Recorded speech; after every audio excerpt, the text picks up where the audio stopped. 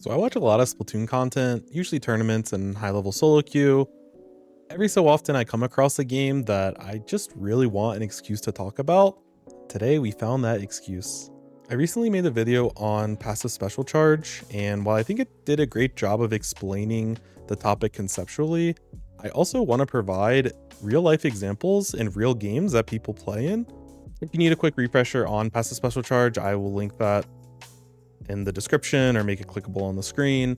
But TLDR and tower control, the team that is holding control of the tower, pushing the tower forward, each member gets 4.5 points per second of passive special charge.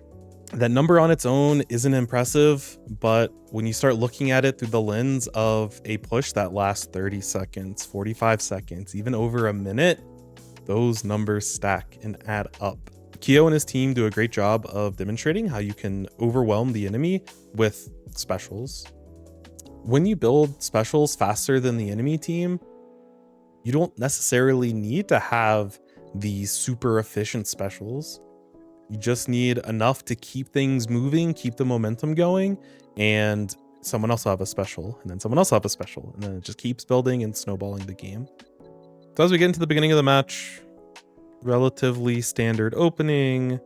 Sasha going for this flank on left.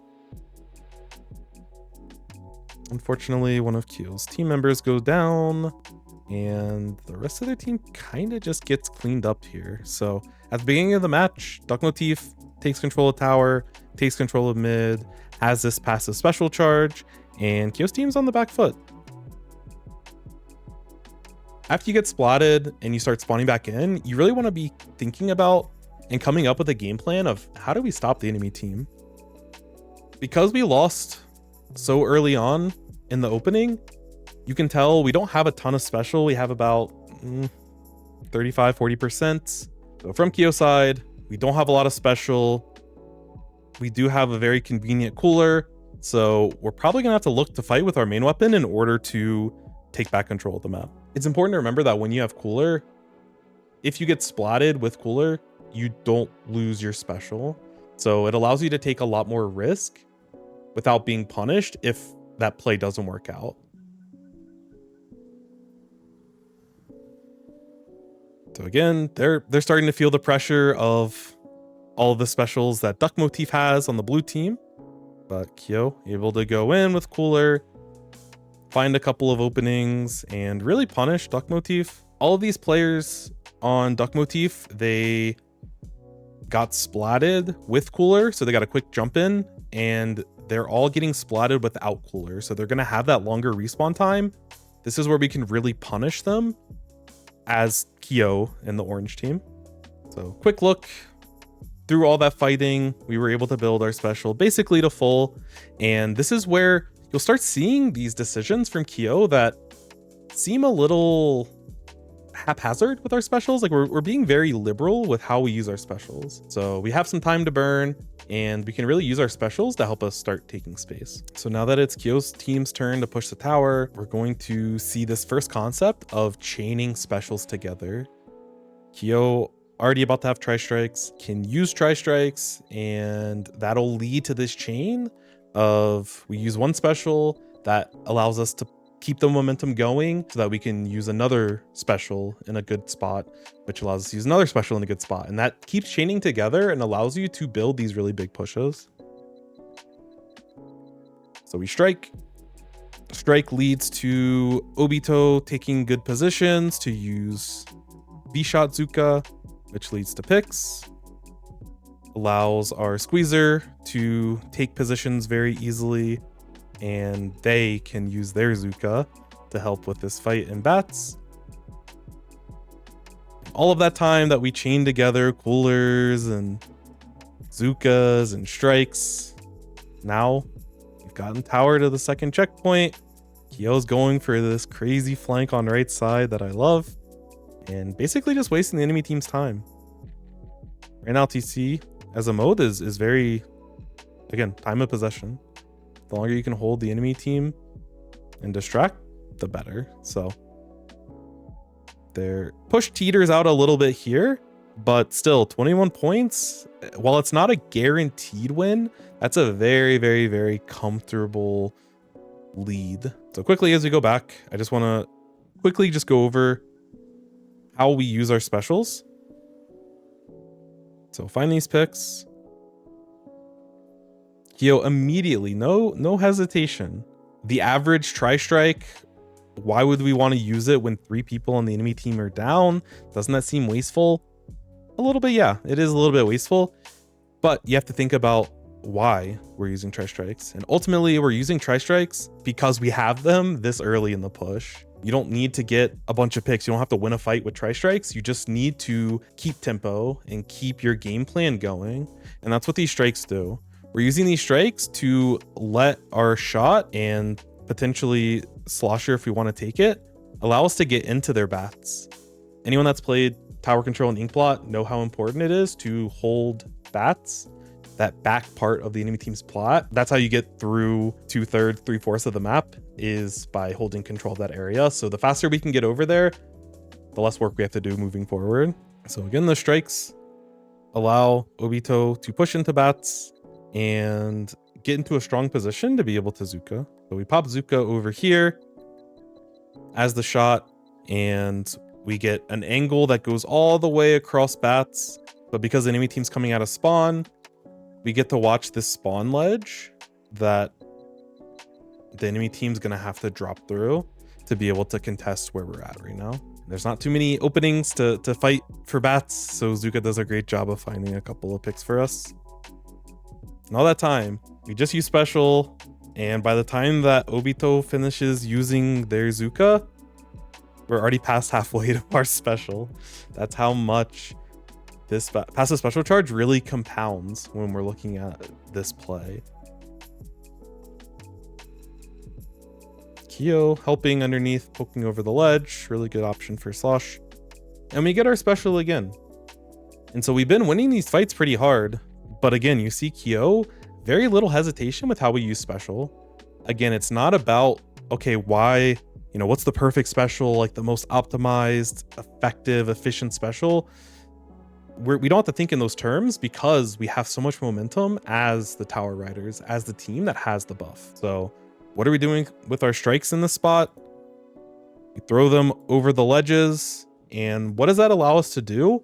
It basically clogs up these ledges that the enemy team is going to push through, and it gives us time to be able to go for this long roundabout flank that we end up going for.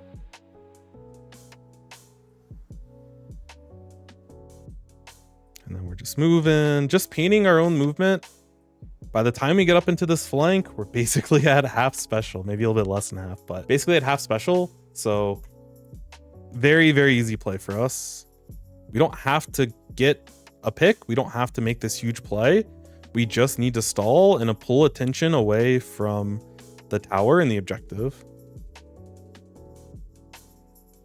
Again, these strikes don't have to be anything special, don't have to be anything crazy.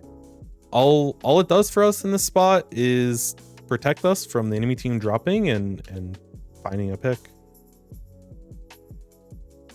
That's what it does here. Kyo gets caught a little bit here. It's kind of a 50-50. We saw the brush was pushing us before as we dropped off this ledge. And so we had to make a decision. Do we think that the brush is still waiting for us, or do they go and help the tower because we're threatening a KO and we're getting to the next checkpoint? And unfortunately, Kyo guessed wrong, but still great push nonetheless. So we get picked here by the Octo Brush, but we still got a very good push here.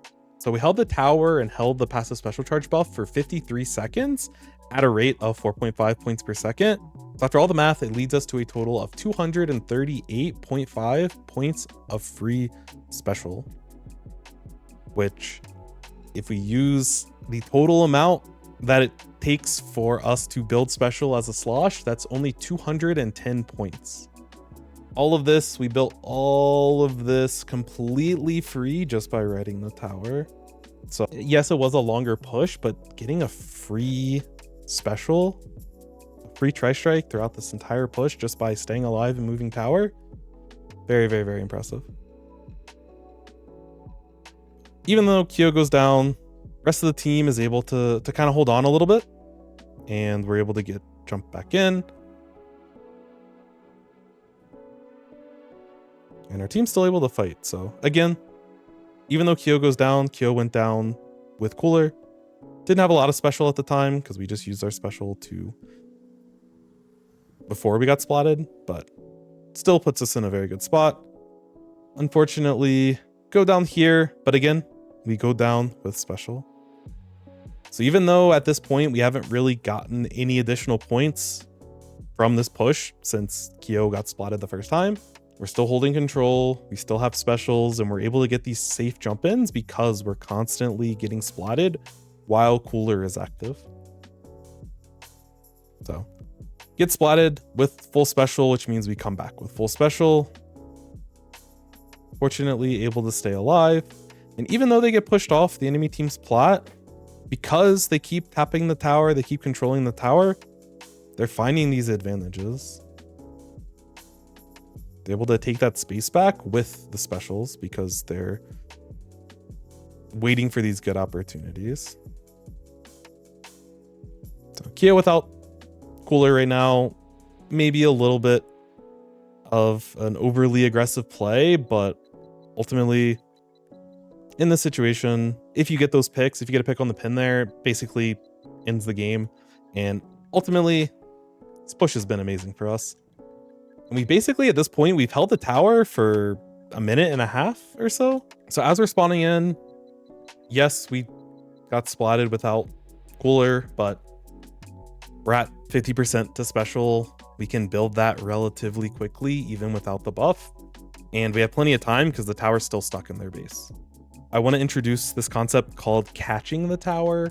And this usually only applies at the tail end of a really big push that one team has. So in this case, Kyo's team in orange, we push the tower all the way into their base. I don't know the exact tower path, but it looks something like this. Something like that. So even though we lost control of the map, and tower's still stuck in their base, and it takes time for tower to travel all the way across and get all the way back into mid. So with this concept of catching tower, you'll notice there's this little timing here between when the tower gets right here to when the tower gets right here, that if we're sitting up here, we can potentially look for a play before the tower actually gets into mid. And this is something that is reproducible on a lot of maps. I'm not going to get too much into detail. I might make a video on it in the future, but just understand this concept of catching the tower, where the enemy team in this spot would love to just start pushing our side of the map. So from a blue team perspective, they would love to just drop off, start taking our wall here, start pushing into our bats like we did, take this flank and start pushing us. They want to get to our plat ultimately, but they can only go as fast as the tower. And because the tower is going to take, I don't know the exact timing, but probably anywhere between like 10, 15 seconds or so for it to get this deep into a push, 10 points away from KO, back into mid. If we're fast enough as a team that lost control of the tower, we can catch it and look for a fight before they can get set up in our plat. And that's what Kyo goes for. Again, very, very responsible. We can build a special, the remaining of this, we can build this on high ground, and tower still taking a long time to get back into mid. They have to play it slow and they have to hold around this tower. Foam Stars figured out how to resolve this issue, but this whole concept of catching the tower is still very prevalent in Splatoon. And if you know about it, you can really, really, really stall the enemy team's momentum as they start pushing back onto the map and really start their own push. So that's what we see from Kyo. Again, safely painting, not at risk of anything. And look at this. We get our special. I mentioned before, this timing between right here and right here, this little tower path. This is ideally where we want to fight to be able to catch the tower, because the enemy team can't really fight in mid and it's not where they want to be. They don't want to be on the left side of the map. They want to be pushing our right side of the map. But because Kyo has special right now, we can look to force a fight here. That's ultimately what we see. Striking tower, enemy team trying to get poke on us. We're able to find advantage, and even though the enemy team had this whole retake and finally it's their turn, because we got to catch them with our own specials, we can rehold tower, and they have to go through that same gambit that they went through before of having to retake and try to get back into mid. So very easy for us to just keep pressure. Again, try to play smart. Kyo has cooler, so can look for something a little bit aggressive, but decides to take it patient. Again, no need to force anything. Tower control, especially when you have a big lead, is ultimately a game of time of possession. So waits to get another special, uses it, and unfortunately gets a little bit surprised by the jump in from the V shot. Because we went down using our special, now we're coming out of spawn with no passive special charge because the enemy team has tower, and we have no special of our own. So this is a little bit of a tricky situation from Kyo's POV. So when we're coming into game plan, instead of having the easy answer of just paint for special and get tri-strikes and then we fight with tri-strikes, now it gets a little bit scrappier. We do have a lot of time. Again, cooler's up. We can look for something a little bit trickier. And ultimately that's what Kyo decides to do. Pick up the cooler and actually goes for a flank. So two people are down. Pin, it's a little bit grainy, but Pin is trying to get back onto plat and escape. So Kyo is able to potentially cut that off. And even if the Pin makes it back on to their plat, Kyo is there to punish them so they can't get fully set back up. Fortunately, Gray's able to trade the zap. They trade with this Pin. So now Kyo has this decision of, okay, well, I'm on their plat now and two of them are down. You know, maybe I can look for one of these shark plays on their plat, which it's a little bit awkward, a little bit complex because the enemy's moving the tower on our side of the map and it's starting to get back onto our plat. So us being on the enemy's plat, we're really far away from the action. But it's also kind of awkward for the Pin to jump back to their teammates because when they jump in, they don't have a lot of mobility and it's very scary. Tower's probably going to be contested, so they may not have a great jump target to get back onto the map. So this is why Kyo goes for this really long, drawn out shark play. One, because we still don't have a lot of special. We came out of spawn basically with no special, and through all of the movement and everything, all this time, we've only built this little chunk here. We still have a long way to go. And again, very scary. This is a very creative play from Kyo. If we can shark here, we can cut them off as they're running. So as they start dropping onto the plot and start going into mid, Kyo can cut them off and find this pick opportunity here. So this is the play that Kyo is looking for. And even though it doesn't work out, this is one of those spots that in most times you'll probably find a pick on one of the people that are swimming back in if they don't jump. But even though the Pin jumps onto the left stack where their team is, Kyo's still sandwiching them. Kyo still has this really, really nice flank, and no one on the enemy team is going to suspect this. So Kyo gets to sandwich with the rest of their team. The enemy's basically all stuck around the left stack because that's where tower is. So really nice adaptation, not panicking, and making the use out of this kind of position. Again, taking it slow. We see our teammates have traded 2v2. Yes, we need to get tower, but because we built this huge lead, we have time. So we don't want to run in there really quick and then have a shot shark somewhere. Because at this point, they know that Kyo's in mid. So the shot, for example, might be sharking. And if Kyo runs in too fast without getting paint and getting vision of the map, might just get splatted. out of nowhere. So waits for confirmation. Again, takes it really slow. We have plenty of time. Yes, the enemy team got past that second checkpoint, but they still have a long way to go and another checkpoint to get to before being able to potentially look to take lead. So I love this flank from Kyo. It was very long drawn out. It feels really uncomfortable, but really excellent decision making and timings from Kyo in order to make this work. But we can see the difference between these two retakes. One with Kyo previously, where we were close to strikes and tower was in a favorable spot for us. Those are what I consider more graceful situations where you have a bunch of resources, timings are very easy for us to retake, and it makes things a lot easier overall. Whereas after that, we used our specials, we immediately went down, tower was already in mid. Now this is a lot more of a complicated situation for us to dig ourselves out of. So just thinking about that contrast, when we were pushing the tower ourselves, we could just use specials whenever and they basically magically appeared over time, versus enemy team has control of the passive special charge. If we're close to special, fine, not pretty easy retake.